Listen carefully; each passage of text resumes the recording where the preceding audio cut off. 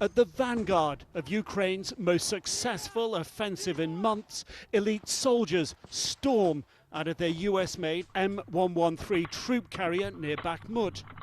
Over the following 3 days, they would take back close to 2 miles of eastern Ukrainian territory from Russian troops.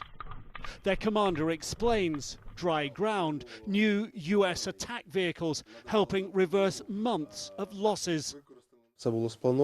Everything was planned and calculated, and we had an advantage because we used armored vehicles.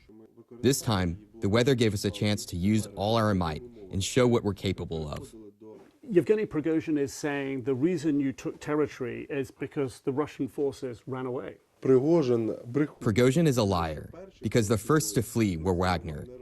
It is his units that fled, and our success is not due to the fact that they fled, but the fact that we conducted a planned assault by circumventing and cutting them off. Actually, the unit he is bad-mouthing fought to the end. His Wagners were the first to flee. Cleaned up and back from the battle, 3 young troop commanders recall the first moments. You are nervous, you feel the shivers, Oles says. Every sound scares you, especially the whistle of a mortar shell. With their success, losses too. It is always painful and hard to lose, Bars says, but it doesn't stop us. It makes us angrier, tougher, and gives us motivation to go all the way and not stop.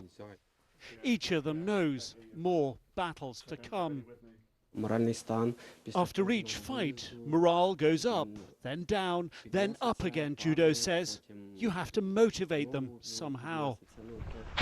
And this last battle, not done when the Russians were pushed back. They regrouped, rushing in reinforcements.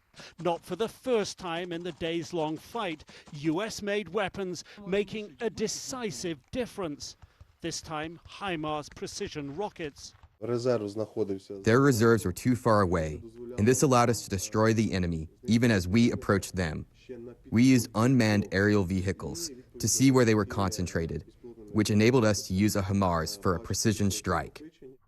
His battalion estimate in their sector of the fight 200 to 300 Russian soldiers killed, but he is quick to acknowledge those soldiers' strengths and says Prigozhin is wrong to discount the Russian army.